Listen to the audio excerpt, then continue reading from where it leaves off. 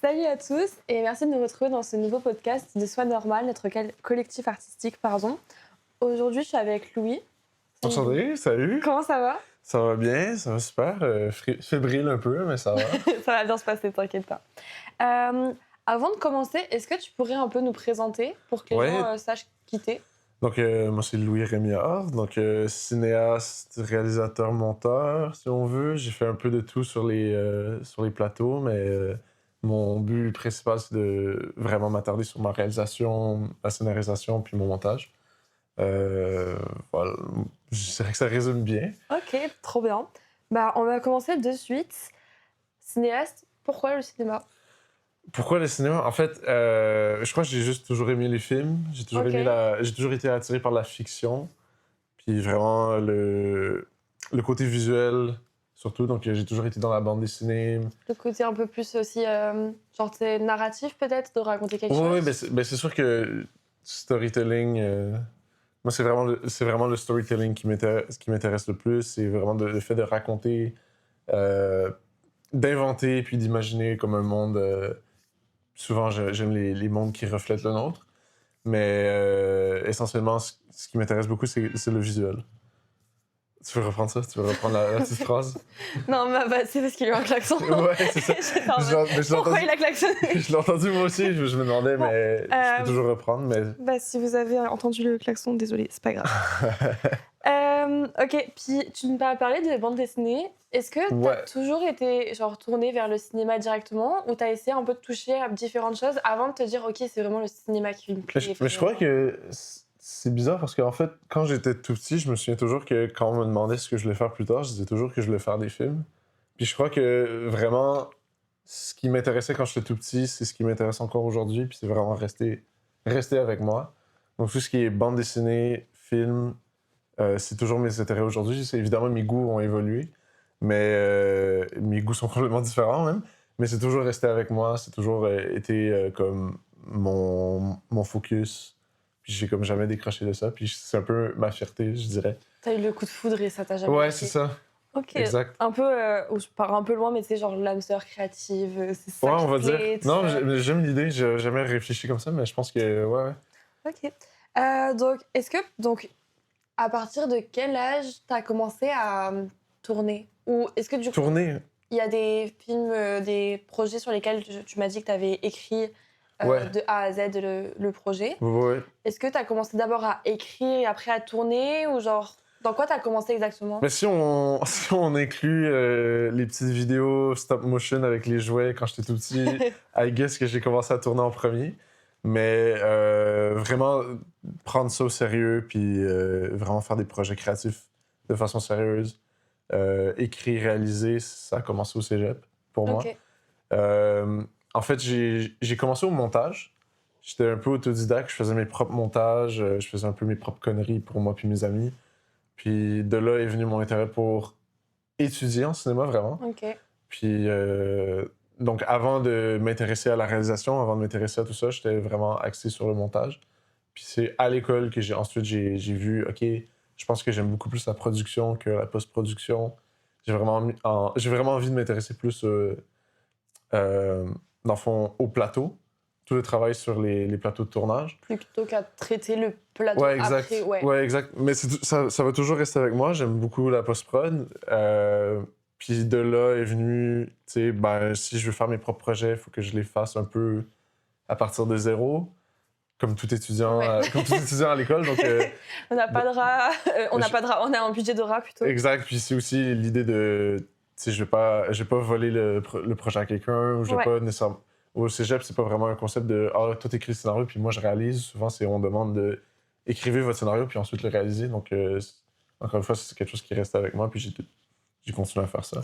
Est-ce que parmi les projets que tu as pu réaliser, etc., tu as un type de projet que tu préfères faire? Par exemple, est-ce que tu préfères, je sais que tu fais des vidéoclips, que tu fais aussi des courts-métrages, etc.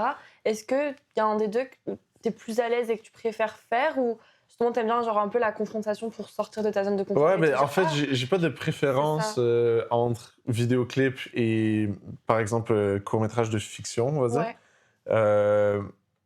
je trouve que ce qui est intéressant dans les vidéoclips, c'est vraiment on peut expérimenter avec le visuel, puis vraiment essayer de pratiquer, mettre en pratique des idées plus techniques. Puis l'histoire, elle est un peu déjà construite par la musique. Puis c'est juste question de un peu adapter le son en image. Ouais, que Mais aussi, ce soit un peu raccord. ouais, essentiellement, c'est vraiment plus technique. C'est vraiment plus, OK, j'ai des idées visuelles. Tu sais, ça peut s'appliquer, je vais pas dire à n'importe quel vidéoclip, mais c'est un peu genre, j'ai une idée, puis telle chanson, ça donne que c'est un peu l'opportunité pour Ouais. essayer telle chose. Mais si je disais qu'entre la fiction puis faire un vidéoclip, j'ai pas nécessairement de préférence, mais dans la fiction, je suis beaucoup plus attiré par le cinéma de genre. Donc tout ce qui est vraiment particulièrement moi, c'est l'horreur et je sais pas si on peut parler vraiment de genre, mais le super-héros. Ouais. Parce que ça englobe plusieurs genres, mais comme je disais, la bande dessinée, moi j'ai toujours été dans les super-héros, donc c'est vraiment resté avec moi. Puis... Un peu que genre les comics, Ouais, ouais, ouais. comme genre Vraiment. Avengers, etc. Ouais, ouais, vraiment, vraiment les comics. Moi, au fond, moi, je suis un gros nerd, donc, donc ça restera toujours avec moi, puis ça sera toujours dans mes Ok. intérêts de tu sais, faire des projets qui représentent mes intérêts, qui représentent ce qui m'attire. Puis... Ouais, totalement. En parlant de super-héros, Ouais, tu m'as dit que tu avais fait un ouais. gros documentaire qui s'appelle Sous le masque. Est-ce que tu pourrais nous en parler? Ben ouais, mais on peut dire que c'est un peu mon début de réalisation en film de super-héros. C'était vraiment un projet étudiant, mais j'en reste toujours très fier aujourd'hui parce que je trouvais que l'idée, au début, tu sais, on est 4 étudiants autour d'une table, on se dit, bon, qu'est-ce qu'on peut faire comme faux documentaire? On lance des idées, puis on se dit, ouais, mais laquelle qu'on va vraiment faire? Puis Mhm. j'ai lancé l'idée, pourquoi est-ce qu'on fait pas croire qu'à Montréal, il y a un super-héros qui opère, personne ne le sait, puis il fait des trucs sur les réseaux, il considère son... Il considère vraiment ça comme un métier. Genre le Spider-Man de Ouais, Montréal. ouais, si on veut. Donc, puis là, l'idée était comme, ouais, mais si on traite ça vraiment comme si c'était un métier, puis on interviewe quelqu'un qui fait juste présenter son métier, ben, l'idée est restée. Puis je trouvais que finalement, c'était une bonne idée. Une fois on l'a mis en pratique, le projet vraiment prenait vie. Donc, encore aujourd'hui, j'en reste assez fier. Puis c'est un coup de cœur personnel, là, ça me fait rire à chaque fois que je le regarde. T'as aussi fait un autre court-métrage qui s'appelle Folie glacée. Ouais. Est-ce que tu pourrais nous expliquer aussi un peu, bah déjà, sur quoi ça porte, puis dans le fond, c'est comme le process de comment est-ce que tu as trouvé les acteurs, comment est-ce que vous avez tourné ça, etc. Ouais, ben, pour ce qui est le scénario, en fait, ça faisait un moment que je l'avais en tête. Je l'avais écrit dans un cadre encore une fois, d'étudiant. C'était un devoir. Je devais écrire un scénario. Puis, je l'ai toujours gardé. Et comme je mentionnais, vu que j'aime super-héros horreur, ben ça, c'est un scénario d'horreur. Je voulais mettre ma main au genre d'horreur. Mhm. Puis, ensuite, pour le processus, ben l'équipe technique, c'était la plupart des étudiants de ma cohorte, qu'on est restés amis après la graduation. Puis c'était ma première réalisation post-graduation. Ok, wow. Donc c'était un gros challenge. Big step. Ouais, c'est ça. Pour moi, c'était OK, vas-y, on prend ça vraiment plus au sérieux. Puis on n'est pas supervisé, on est vraiment comme laissé de nous-mêmes. Puis de ce moment-là, laisse-moi réfléchir. C'était Je dirais le processus de préparation était très long. On avait beaucoup de gens qui étaient très forts en technique niveau équipement. Donc, il fallait faire des recherches pour trouver des gens qui sont plus direction artistique, qui sont plus en idées créatives. Donc, c'est de là qu'on a collaboré avec d'autres étudiants de d'autres écoles. Je fais mention de Julie Critter. Ok. Qui vraiment.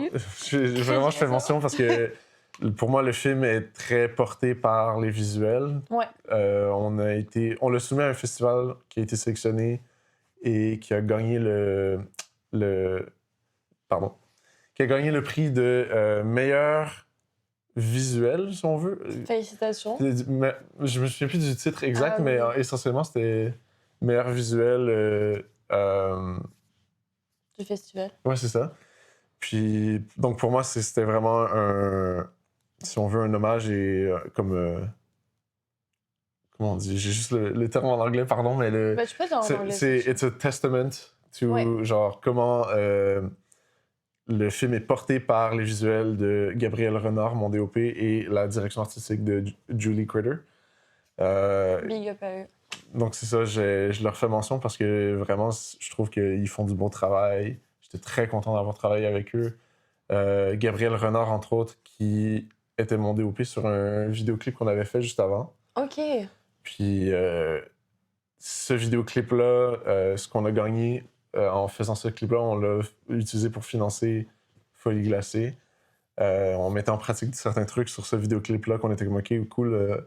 À prendre en note, on l'applique sur le tournage qu'on fait. Genre, Je crois, tac au tac. Ouais, je crois que c'était 1 mois ou 2 mois Ok, après, ouais, c'est juste quand même après. assez- Donc c'était vraiment OK, vas-y, on a vu ce que c'était faire ce tournage-là, on va appliquer ça dans le tournage Genre, vous de avez fiction. tiré l'expérience, puis vous avez fait OK, maintenant on va essayer de refaire. Ouais. Genre de. Ouais, ok, trop bien. Ouais.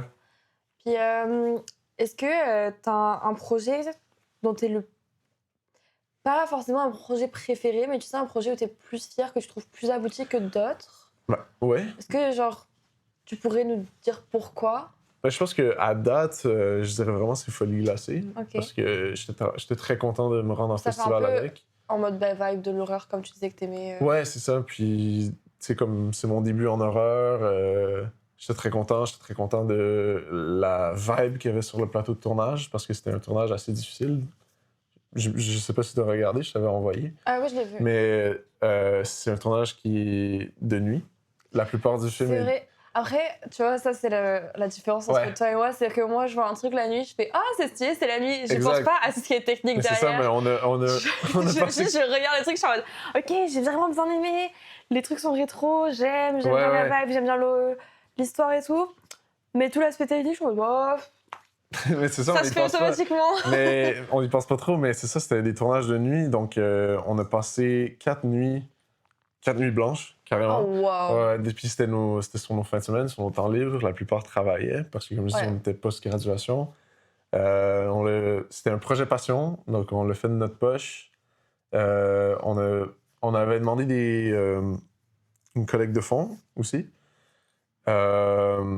qui avait financé le transport du matériel et toutes ces choses-là. Mais le matériel, on l'avait prêté à notre école. Donc vraiment, on les a fait avec de nos propres moyens. Mais tout ça pour dire que... En fait, tout ça pour dire, genre, les Nuits Blanches, pour moi, c'était vraiment une inquiétude au début. Ouais. J'avais jamais fait ça, c'était mon premier court-métrage, puis j'étais un peu inquiet. Je suis comme, OK, tout le monde est là de leur temps libre. Puis même, genre, avec la fatigue de la journée, ça, ça donc, peut se ressentir. Donc c'est ça, j'avais peur que, tu sais, ça soit désagréable. Je voulais rendre ça le plus agréable pour tout le monde. Beaucoup de challenges. Puis finalement, les gens avaient l'air d'avoir du fun. Je pense que c'est aussi pour ça que ça m'intéresse de faire des fictions de genre, Ouais. comme horreur, super-héros, ces trucs-là. C'est que les gens peuvent se dire qu'il y a un côté fun, puis un peu tellement imaginaire que ça en devient un peu absurde, si on veut. Donc ça devient un peu fun, un peu ludique. Les gens sont comme, OK, c'est un peu drôle genre à acter, par exemple, ou genre, tu sais, aujourd'hui, j'ai été sur un tournage que ça pissait le sang partout, tu sais, des trucs comme ça.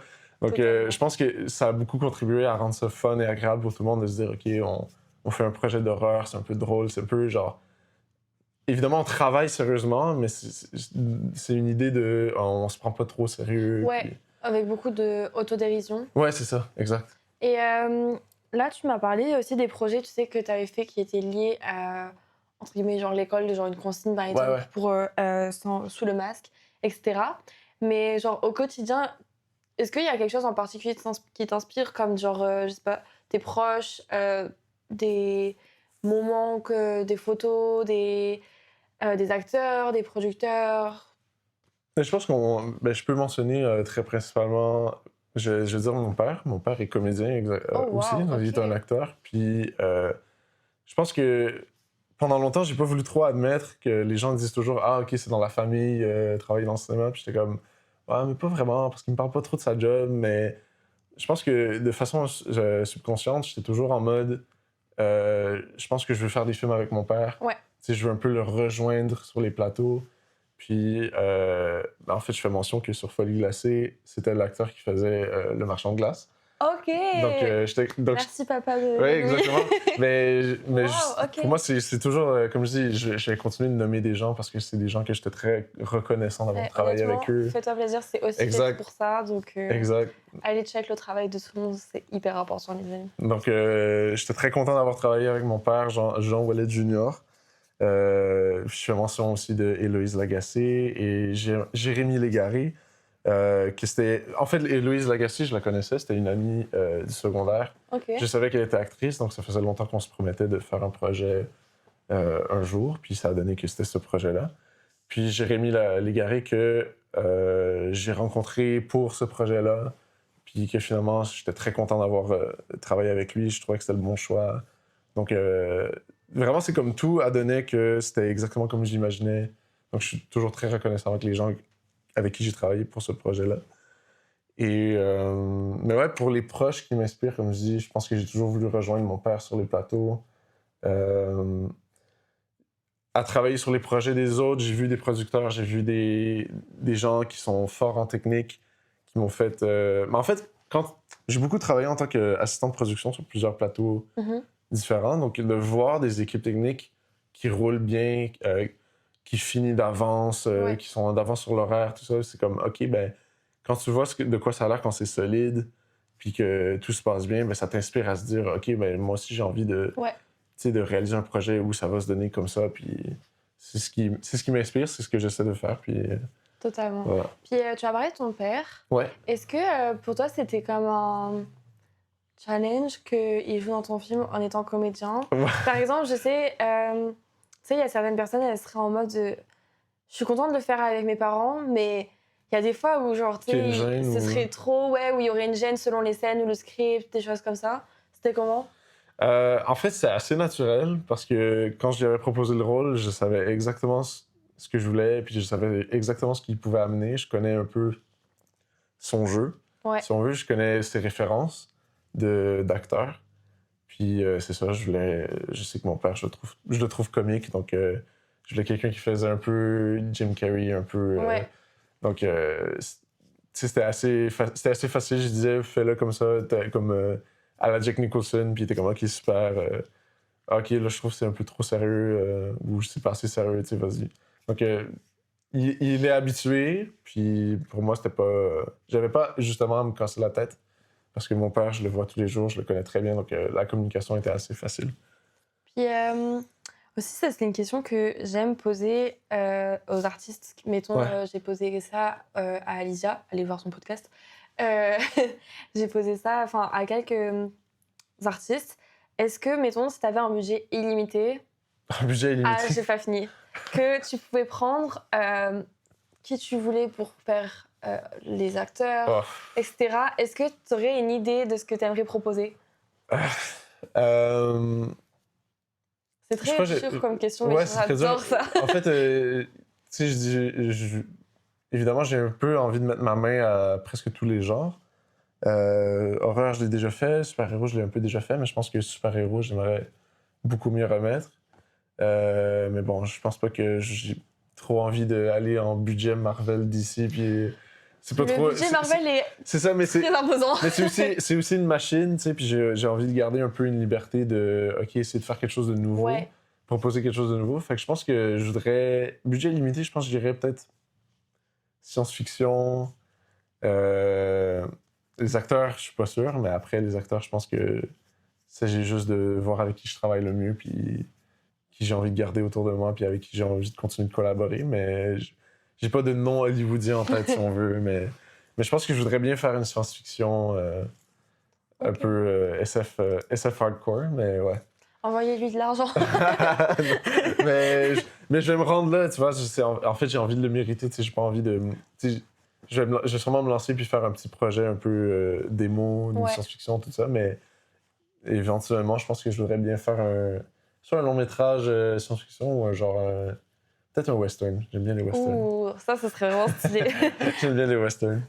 Mais moi, ce serait Est-ce que tu devrais comme mélanger les styles, mettons genre horreur puis justement un western, genre. Ouais, certainement. Puis je pense aussi que j'ai envie de... Tu sais, on parle de budget illimité, puis on pense immédiatement genre budget hollywoodien, mais j'ai toujours envie de garder un peu une identité québécoise. Ouais. Parce que, tu sais, une des raisons pourquoi ça m'attire beaucoup le cinéma de genre, c'est que c'est... Je trouve qu'on se plaint souvent que c'est un peu absent du cinéma québécois. C'est sûr qu'il y en a beaucoup, il faut les chercher, mais je trouve qu'on n'en parle pas assez. Je dirais que dans la culture québécoise, on a un peu peur de se comparer aux Américains, puis de se dire genre, oh, on fait trop comme les Américains. Ouais, je comprends. Mais moi, j'aurais envie de pousser l'idée qu'on peut faire ce que les Américains font, mais à notre sauce. Puis, tu sais, dire un peu, genre, ça a l'air de quoi un film de super-héros, mais québécois. Genre, mettons, tu peux t'en inspirer, mais tu mets ta patte. Ouais, c'est ça. Donc, de quoi ça aurait l'air un film d'horreur québécois? Il y en a. Je suis assez cinéphile, mais je suis pas le plus cinéphile québécois. Puis il faut encore que je consomme, que j'explore, ça. puis évidemment. Mais je suis sûr que, tu sais, il pourrait y avoir quelqu'un dans les commentaires qui dit va voir tel truc. Bah, on ira check ça, les amis. N'hésitez tel pas. truc existe, pourquoi t'en parles pas? Mettez plein de petits commentaires. Donnez-moi des recommandations, puis des aspirations, mais c'est ça. Donc, tu sais, des films super-héros québécois qui sont vraiment bien marketés, puis qui sont vraiment mis de l'avant, j'ai juste l'impression qu'il n'y en a pas. Puis pour moi, je trouve ça dommage parce que clairement, il y a une popularité chez les gens, chez les films de super-héros américains, mais il y a juste les super-héros américains, puis c'est eux qui dominent. Bah, en général, quand on parle de super-héros, les gens ils pensent à Marvel. Exact, mais c'est ça qui domine le cinéma en ce moment. Donc clairement, il y a, même au Québec, en fait, 80% des productions, 80% des films regardés dans les salles de cinéma et qui occupent les salles de cinéma, c'est des productions américaines. Okay. Donc clairement, même ici au Québec, il y a un intérêt pour ces genres de films-là, mais je crois pas que l'intérêt vient du fait que c'est américain, tu vois. Donc moi, je pense que je serais comme un... Si on veut, je pousserais pour ça, pour qu'on s'essaye, on essaie de me proposer aux gens, genre ça, c'est notre version de tel truc que d'habitude vous aimez, tu sais. Puis je pense que les gens seraient surpris à quel point on peut faire du bon même si on est trop américain. Ouais. Moi, je crois pas trop en cette notion-là. Je trouve juste que faut un peu faire les choses à notre sauce. Faut juste être honnête. Puis genre, dire... tu peux t'inspirer et critiquer et dire oui, je me suis inspirée de ça. Mais ça, je l'ai fait genre à ta manière. Puis... C'est ça, mais je pense qu'il faut juste... Moi, j'ai juste envie de faire ce que j'ai envie de faire. T'sais. J'ai pas envie de me restreindre à non, il faut que je garde telle identité ou il faut que je me rapproche des autres, tout ça. Donc moi, si vraiment j'ai envie de faire un film de super-héros, je vais le faire. Mais je vais peut-être justement le faire à la sauce québécoise, faire que ça soit en français ou par exemple, mais je vais pas me dire non, les super-héros c'est un concept américain, j'y touche pas. C'est vraiment, j'ai toujours aimé ça, c'est resté avec moi toute mon enfance. Si c'est ça que j'ai envie de faire, c'est ça que je vais faire. Ouais. Puis je pense qu'il y a plus de gens qui devraient comme se dégainer là-dessus. Puis aussi, tu m'as dit que t'avais Folie glacée, elle avait été produite. Ouais. Projetée, dans un festival. Ouais.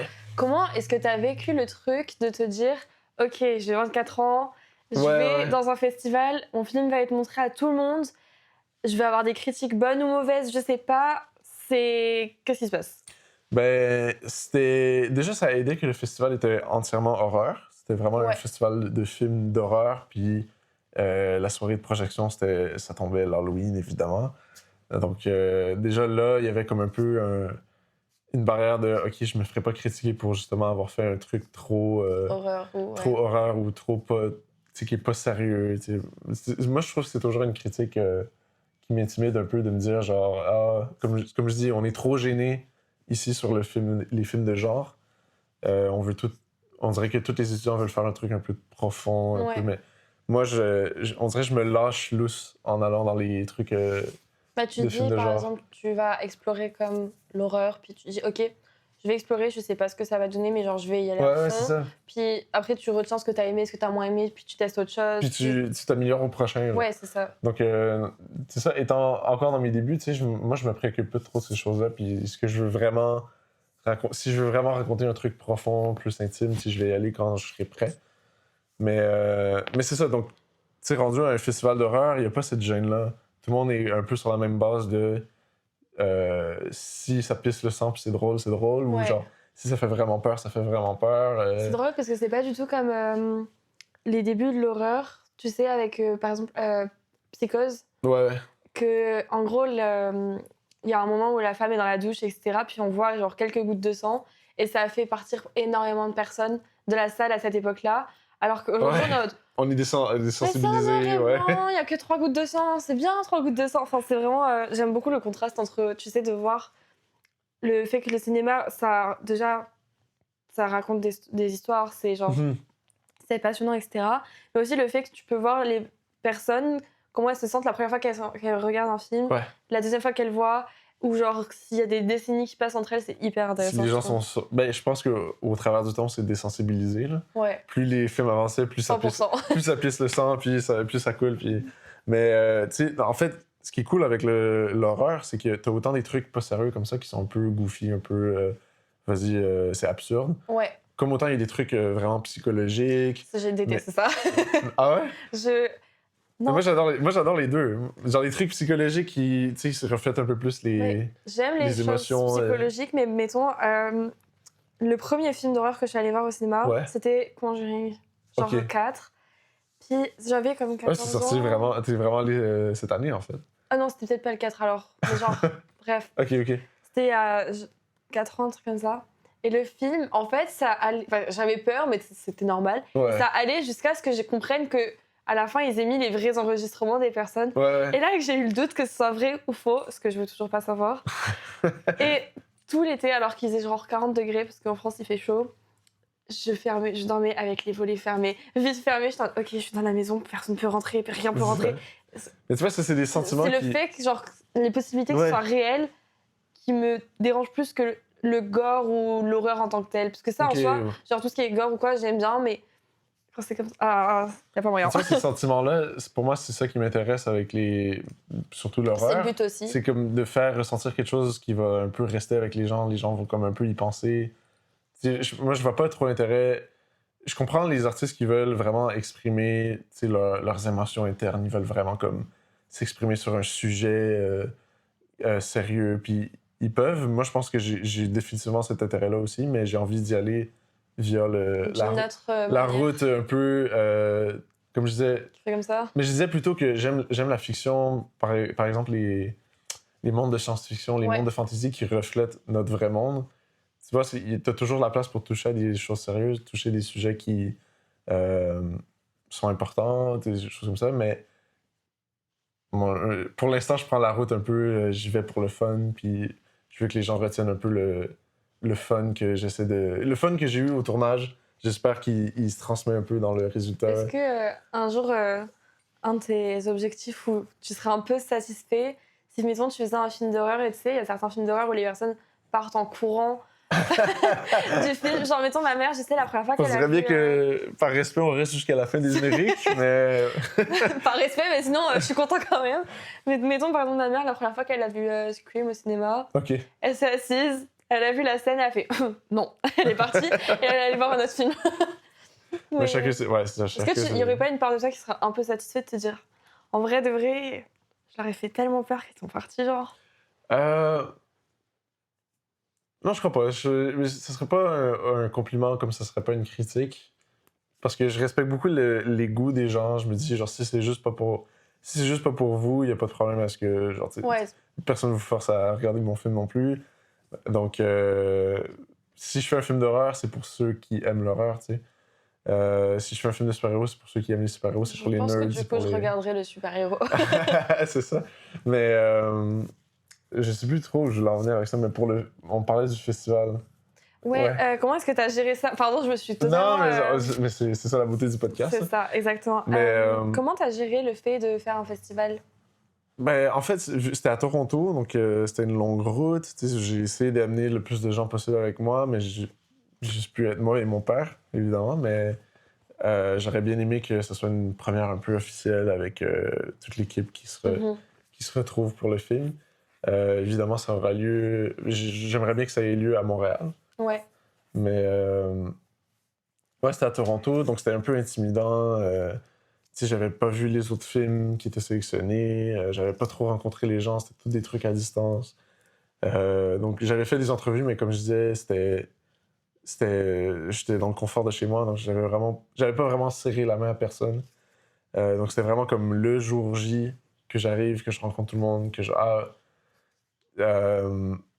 puis tu sais, une audience, je dirais, de taille moyenne, un peu. Genre, c'était pas une énorme audience, c'était pas une petite audience non plus. Donc, j'étais pas trop intimidé par la foule, puis j'étais pas non plus déçu qu'il y ait genre 3 Ouais. personnes, mais j'étais très content d'être là, très content de la réception.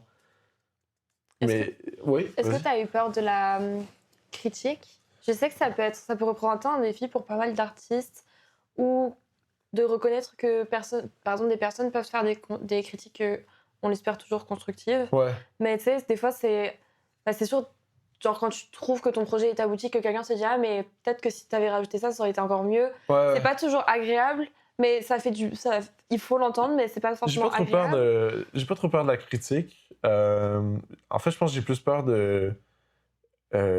J'écris une blague, par exemple, dans le film Et et personne les rigole. personnes rient. T'sais, j'ai plus peur, en fait, de rater mon intention Genre que j'ai peur ouais. vraiment de la critique, les gens qui aiment pas. Si les gens aiment pas, T'as ils peur aiment de pas. flop, genre? Flop.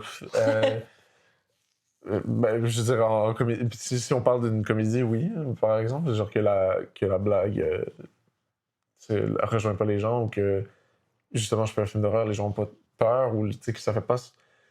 J'ai envie de faire réagir les gens, j'ai envie de faire vivre des émotions, c'est mon but premier. Donc j'ai pas nécessairement peur des gens qui aiment pas du tout ou qui critiquent. Parce que sinon je me dis à ce moment-là que c'est pas pour eux, Ouais. puis c'est tout. Ok. Ok, ok. Et donc, tu m'as dit aussi que tu faisais comment on dit ça? Des vidéoclips. Ouais. Donc, tu m'as dit que tu t'inspirais aussi de la musique. Ouais. Je Euh, laisse un peu la musique guider si on ouais. veut, ouais. Comment ça se passe? Donc, est-ce que les artistes t'imposent un peu quand même ce qu'ils aimeraient que tu fasses? Ou c'est complètement libre? Et comment ça se passe en vente avec les artistes? Puisque ils touchent pas vraiment à tu sais, tout ce qui Ouais. est production et tout. Enfin, production de la musique, oui, mais pas de la vidéo.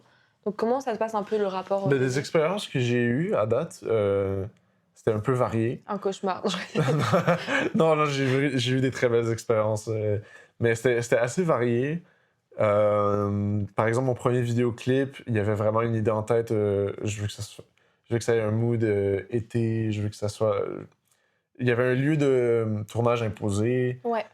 Puis de ce moment-là, j'étais comme, OK, ben tu sais, on peut créer autour. Puis si je veux rajouter un truc, je dois le proposer. Puis si je veux pas, il veut pas, c'est refusé, on le fera pas. Mais tu sais, je m'essaye, je dis, ah, j'ai eu telle idée, est-ce que tu as envie qu'on essaie ça?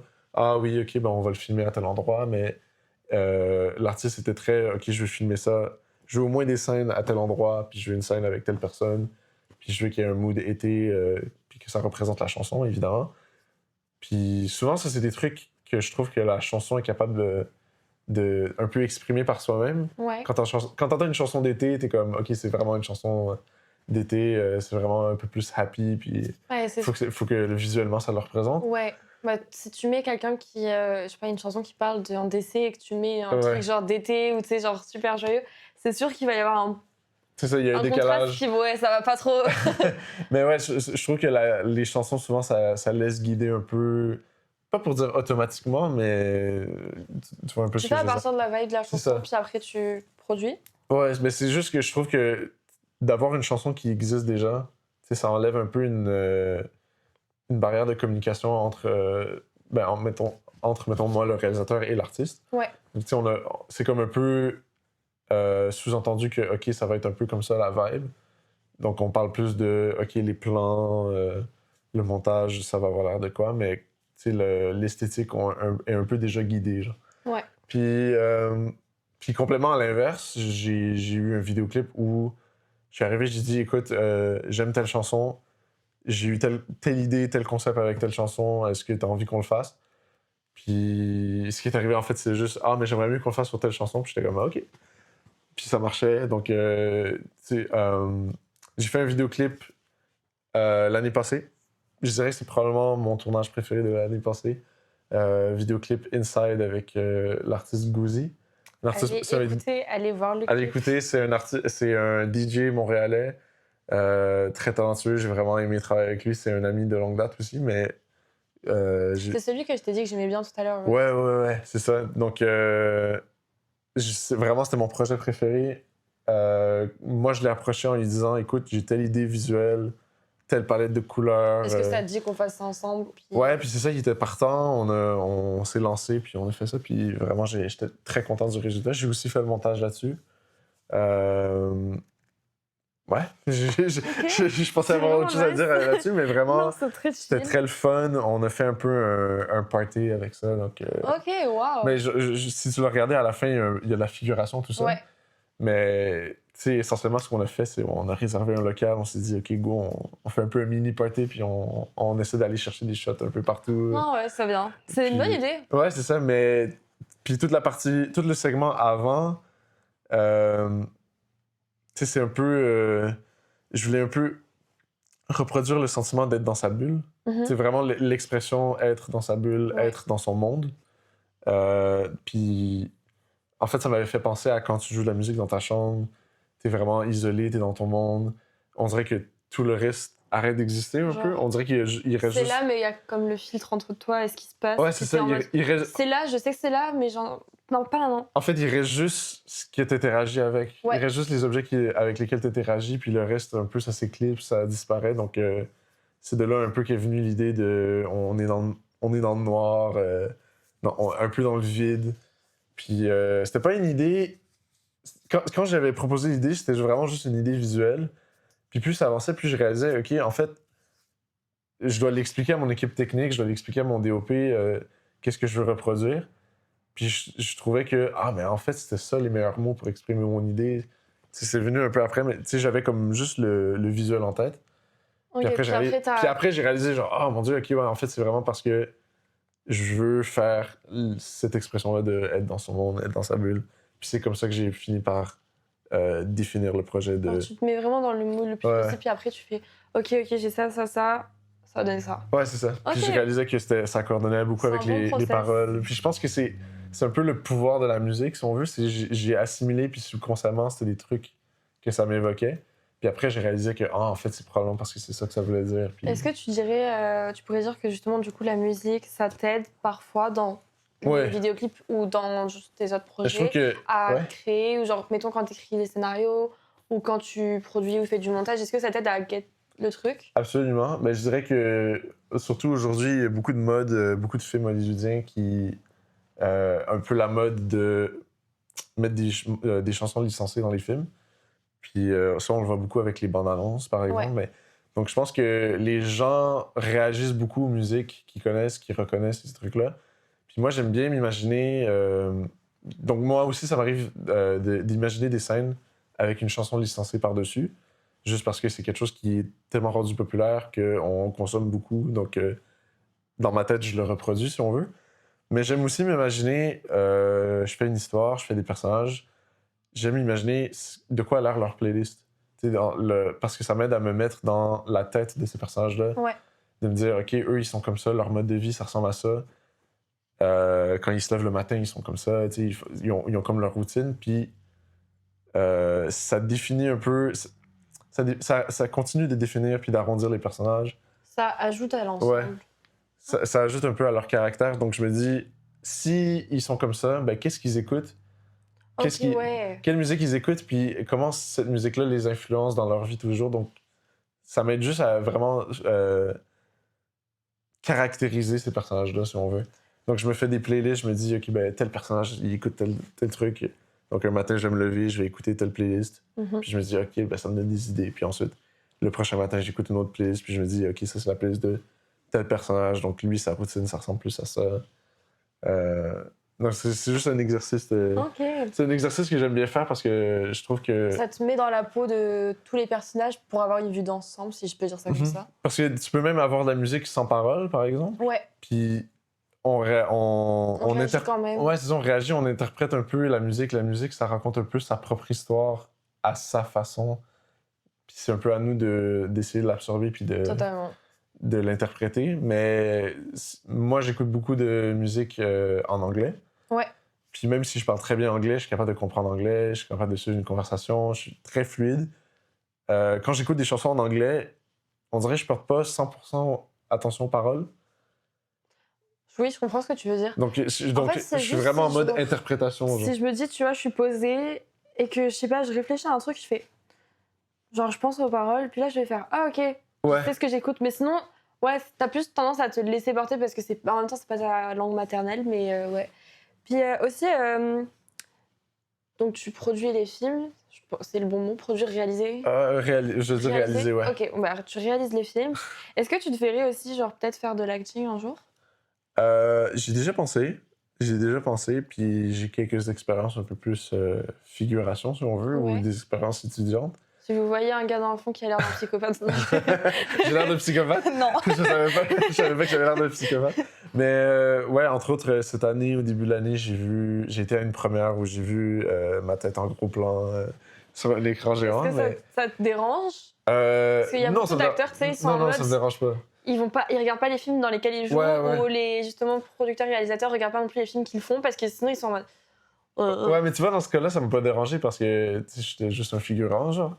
Mais ça m'a quand même étonné que j'étais comme, ok, on m'a dit que j'étais figurant, puis j'ai quand même un close-up. Ouais. Ça m'a fait la surprise, si on veut, mais tu sais, j'ai déjà considéré parce que moi, ça me ferait juste voir plus de plateaux. Ouais. Ça me ferait voir c'est quoi être à l'autre bout de la communication, si on veut, à l'autre bout de la ligne de communication, d'être l'acteur qui reçoit les directives du réalisateur. Puis pour moi, un bon réalisateur, c'est quelqu'un qui comprend ses demandes. C'est quelqu'un qui comprend que certaines demandes sont irréalistes. Il faut être indulgent, puis il faut savoir ce qu'on demande, en fait. Comme n'importe quel client aussi, quand on est vidéaste, on dit souvent un client, ça dit toujours que ça sait ce que ça veut, mais ça sait jamais ce que ça veut. C'est vrai. Mais c'est un peu en mode, il faut toujours interpréter, puis un peu faire des propositions. Puis je trouve que un réalisateur, souvent, ça peut être la même chose. C'est un peu un client à l'interne. Il peut faire une demande, mais pas nécessairement comprendre toutes les implications du département auquel il a fait sa demande. Donc, je prends par exemple le son, parce que j'ai déjà fait des prises de son sur des tournages. Ouais. Vraiment faire du son, ça m'a fait, OK, mais en fait, moi, quand je vais être réalisateur, je vais comprendre que si je demande tel truc à mon opérateur de son, le preneur de son, je vais peut-être mieux l'accommoder si je fais une demande un peu plus comme ça. Je vais savoir comment accommoder puis optimiser le travail de tout le monde parce que j'aurais vu tous les aspects de tous les départements, si on veut. Un peu genre la gestion globale, coordination. Ouais, c'est ça. Puis ça, c'est aussi des expériences que, tu sais, en tant que réalisateur, dans mon premier court-métrage, j'ai dû me le faire apprendre un peu de manière pas difficile, mais je veux dire de manière sur le moment, si on veut. Que, OK, il fallait me faire comprendre que, OK, non, ça marchera pas, il faut se réadapter. Donc, puis je me dis, OK, mais peut-être que la prochaine fois. C'est toujours en mode, faut s'améliorer pour la prochaine fois. Ouais. Parce qu'un réalisateur, c'est quelqu'un qui doit savoir comment bien communiquer à chaque département, à chaque personne. Puis je dirais qu'à date, j'ai jamais eu de problème avec les acteurs, mais j'aimerais bien savoir c'est quoi être de l'autre bout de cette ligne-là. Parce que je l'ai jamais encore été, mais. À part pour la figuration, mais quand t'es figurant, tu fais pas grand-chose. Mais Enfin, t'étais là, quoi. Mais tu te fais pas donner beaucoup de directives. Tu vas peut-être en faire donner une qui est très générale, puis faut que tu te fondes dans la foule. Mais vraiment, essayer de plonger dans un état émotionnel, on n'a pas toujours les mots pour ça. Donc, de savoir c'est quoi être l'autre bout de la ligne de communication, mais ça peut être comme, mais je pense que si moi, en tant que réalisateur, je veux avoir quelque chose de similaire, ben, je devrais le dire comme ça aussi. Genre, oui. C'est toujours se laisser inspirer, puis ça revient... Plus dans un sens où expérimenter donc, le fait d'être acteur et de comment est-ce que ça se gère de l'être et d'exprimer ses émotions en fonction de ce qu'on t'a demandé. Oui, parce qu'il faut... Pour après mieux demander justement à tes futurs acteurs et actrices. C'est ça, parce que quand t'es acteur, il faut vraiment se plonger dans un état émotionnel qui est pas nécessairement ton... Qui est très intense. Mais qui est pas nécessairement ton état du quotidien, si on veut. C'est pas que... tu peux être ultra introverti, mais que ton personnage est extraverti, tu vois. Déjà, là, c'est quelque chose qui est pas toi-même. Il faut vraiment se mettre dans la tête que... faut vraiment comme comprendre cet état d'esprit-là. Puis il faut se le faire comprendre, en fait. Il faut se le faire dire, puis il faut l'interpréter. Donc, il faut avoir les meilleurs mots. Est-ce que ça représente un challenge pour toi? Ben, c'est des trucs sur lesquels je me questionne. Quand je le réalise, j'essaie de me reprendre, tu vois. Donc, quand j'ai réalisé, avant de parler, je cherchais mes meilleurs mots. Je me disais, OK, j'ai pas eu ce que je voulais. Comment j'exprime ce que je veux? Puis comment il faut que ça fasse du sens, puis que ça soit pas... c'est nécessairement agressant pour quelqu'un. Tu sais, Ouais. faut pas, si j'ai pas eu ce que je veux, ça veut pas dire que la personne était poche. Ça veut pas dire C'est que la juste qu'il y personne a eu était un nulle. Tu sais. problème de C'est communication ça. entre les deux personnes, puis un malentendu. Puis c'est ça, puis il faut toujours faire attention en tant que réalisateur de pas dire genre OK, c'était poche. Il faut jamais dire ces choses-là. Donc il faut toujours essayer de réinterpréter, chercher des mots, chercher des états d'esprit. Donc il faut un peu. Quand tu es réalisateur, il faut que tu te mettes à la place de la personne à qui tu parles, en fait. Surtout les acteurs, je dirais. Parce que les acteurs, vraiment, eux, ils sont dans un état d'esprit.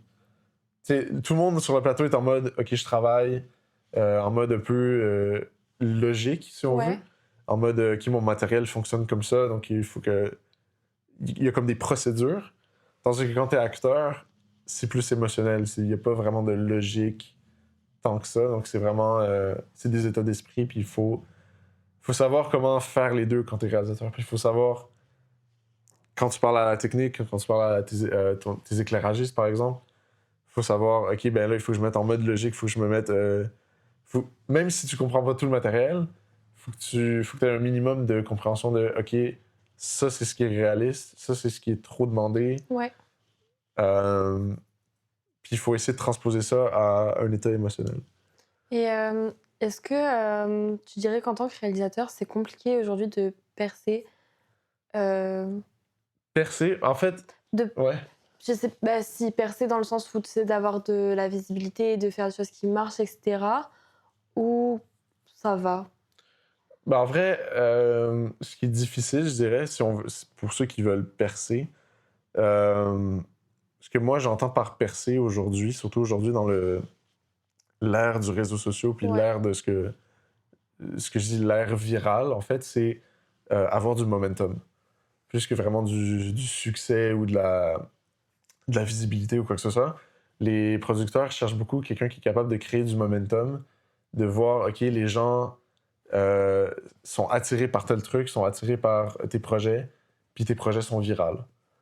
Donc, il faut savoir un peu se marketer, il faut savoir... Se vendre. C'est ça, il faut savoir se vendre. Puis je dirais que oui, ça, c'est la partie qui est un peu difficile parce que moi... Pardon, j'ai touché mon micro. Mais, Oh là là. mais je prends, par exemple, moi, je suis quelqu'un qui n'est pas tant réseau que ça. J'aime pas être sur les réseaux, j'aime pas m'afficher, en fait.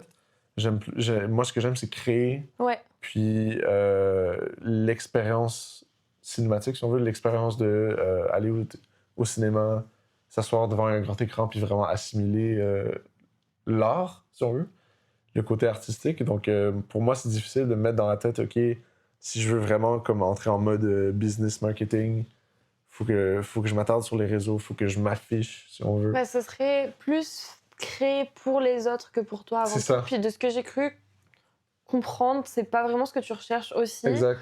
Enfin, si ça plaît aux autres, tant mieux, mais c'est aussi avant Mais j'ai tout envie pour de... toi. Tu sais, j'ai souvent des audiences ciblées en tête. Oui, bah, comme Et... logique. Ouais, c'est ça. Mais oui, évidemment, logique, mais j'ai plus des audiences ciblées en tête que j'ai vraiment...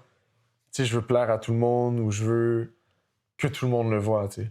Ouais. Puis c'est pour ça que j'ai aimé être dans un festival qui est spécifique aux films d'horreur. Parce que j'étais comme, OK, ben ça rejoint les gens que j'avais l'intention de rejoindre. Totalement. Et par rapport au fait de... genre, tu sais, on parle de l'ère virale, etc. Ouais. Est-ce que ça te fait peur? Parce que je sais qu'il y a beaucoup de cinémas qui sont en train de mourir, malheureusement, etc. Est-ce que ça te fait peur? Oh, je me sens comme une professeure à l'université. Est-ce que ça te fait peur le fait que, par exemple, avec maintenant un téléphone, etc., c'est très facile d'avoir accès à une caméra, d'utiliser l'IA pour générer des choses? Okay. Je dirais peut-être plus l'intelligence artificielle, mais ce qu'on voit dernièrement, c'est l'intelligence artificielle a été utilisée dans des contextes de publicité, c'est des produits audiovisuels, c'est peut-être pas nécessairement du cinéma, mais des contextes de création audiovisuelle qui ont quand même un processus créatif. Et les gens rejetaient le produit. Je pense notamment à Coca-Cola, McDonald's, ils se sont fait très critiquer pour avoir utilisé l'intelligence artificielle. Donc, pour moi, le message que ça envoie, c'est les gens sont désintéressés. Ouais. Puis, de l'autre côté, on a par exemple Apple qui, eux, ont pris Il va avoir des procès. Non, Non, mais peut-être que je devrais pas parler, mais c'est pas des compagnies pour lesquelles j'ai travaillé, là, c'est vraiment des exemples un peu... non, mais je disais ça en rigolant. Mais ouais, je sais, mais je prends des exemples un Enfin, peu... si t'as vraiment de procès, bon courage. Je me dédale Exact, de mais ça. je prends des exemples, Connu. connus, c'est ça, Oui, tu sais, non, un peu général que les gens t'inquiète, ça. reconnaissent. Apple, eux, ils ont été dans la direction complètement opposée. Ils ont montré leur behind the scenes, ils ont montré comment ils ont fait un truc vraiment 100% création hands-on, Ouais. donc sans intelligence artificielle. Puis les gens ont bien réagi à ça, donc ils ont comme pris fierté de se dire j'en ai pas utilisé, puis c'est un peu une fierté maintenant de se dire nous, on évite ça. Ouais. C'est drôle parce que c'est vraiment quelque chose que... C'est une vidéo que j'ai vue ce matin qui parlait de ça. Bah, Puis... écoute, c'est un signe du C'est destin. vrai, Fallait que je fasse le podcast aujourd'hui. C'est ça, mais en fait, ce qui arrive, c'est que les seuls gens qui sont intéressés par l'intelligence artificielle, c'est les utilisateurs, pas les consommateurs. C'est-à-dire? C'est-à-dire que, ben, comme je dis, Coca-Cola à McDonald's, par exemple, ils ont utilisé l'intelligence artificielle pour faire leur publicité. Puis le consommateur, lui, est désintéressé. Ouais. Donc, c'est vraiment juste les utilisateurs ou les créateurs, si on veut. Je mets des guillemets parce que c'est l'intelligence artificielle qui a créé au final. Mais c'est ça, c'est juste eux qui sont intéressés par l'utilisation. Donc, il y a eu une montée, on a été intimidés, j'ai eu peur, je l'admets, mais je pense que tranquillement, ça va redescendre. Tout dépend. À date, on n'a pas trop entendu parler de production vraiment cinématographique 100%. 100% intelligence artificielle ou avec intelligence artificielle. Sinon, j'en doute pas que ça a été utilisé dans des moyens invisibles, si on veut, mais... Est-ce que toi, tu en utilises pour, tu sais, t'aider dans par exemple, la post-prod, etc.? Ben, je vais admettre en avoir utilisé dans comme les premiers logiciels, genre Photoshop, oui. si on veut. Puis c'est pour... Encore ça, tu vois, par exemple... J'ai jamais rien généré, tu vois? Ouais, c'est ça. C'est pas... Tu vas t'en servir, oui, mais c'est comme si, genre, je prenais, je sais pas, je scannais un de mes dessins, par exemple, Ouais. et que je l'ai retouché parce que quand je l'ai scanné, ça ressort moins bien que, genre, là, pour moi, tu vas utiliser l'IA, mais c'est pas générer de A à Z la chose, exact. ou genre faire 90% et 10% qui viennent de toi, tu vois. Ouais. Parce que, tu sais, Photoshop en a des outils intelligence artificielle de remplissage, des trucs comme ça, genre pour cacher des trucs. Mais, tu sais, j'ai jamais, on va dire, rentré un prompt. J'ai oublié comment on appelle ça en français. Un script. Ouais, j'ai jamais comme rentré un script, genre, OK, sors-moi ça, puis OK, c'est ma création, tu vois. C'est pas non plus, moi, une fierté que je prendrais à faire ça. Mais pour revenir aussi à ce que tu disais avec le viral, les réseaux sociaux, moi, j'ai pas peur pour les cinémas, si on veut. Moi, je pense que les gens sont toujours intéressés d'aller au cinéma. Je crois que oui, on grandit aussi avec les streamings, puis il y a beaucoup de gens qui se disent bon, ben, je vais attendre que ça sorte, je vais regarder chez moi. Puis ça, je pense que ça leur appartient, mais l'expérience du cinéma, il y a toujours des gens intéressés. Les films qui sont sortis cette année, je trouve que ils ont fait le buzz parce qu'ils étaient en salle, parce que les gens l'ont vu en salle. Je pense notamment à tous les films IMAX qui sont sortis cette année. Sinners. Avatar. J'ai pas vu Avatar, personnellement. J'ai pas vu non plus, mais je sais que le dernier, je l'avais regardé comme ça. One Battle After Another, mais là, je nomme aussi des films qui sont sortis, qui ont été nominés aux Oscars, tu sais. Donc, c'est quand même des films que les gens reconnaissent. C'est des films qui ont marché, que les gens ont accroché, qui ont vraiment retenu. Des films qui ont marqué les gens, tu sais. Puis c'est des films que les gens l'ont vu au cinéma. Ouais. Est-ce que tu te verrais un jour avoir ton propre cinéma, puis tu sais, prendre justement, tu parlais des... non, mais genre du cinéma de genre, etc. Puis te dire, OK, le mardi, c'est full comédie, le jeudi, c'est full romantique. Ouais, mais j'aimerais bien un ciné-club, ouais. Ouais? Ça serait trop cool. OK. Bah écoutez, c'est bon, c'est peut-être un jour, on sait pas. Ça serait vraiment cool un ciné-club, mais je serais pas du genre à... Je voudrais pas choisir les films... Je voudrais pas choisir les films trop de pression. Mais je voudrais pas être seul, tu sais. Ouais. Dans le fond...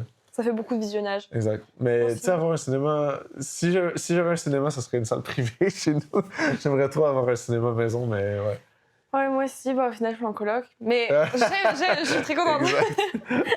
OK, puis aussi, est-ce que tu pourrais nous parler de tes projets à venir? Projets à venir? Si t'en as en tête ou des choses que tu aimerais réaliser, juste des idées comme ça. Ouais, mais pour un bon moment, j'ai arrêté de travailler sur mes projets. J'ai travaillé plus sur les projets des autres. Ouais. Ouais.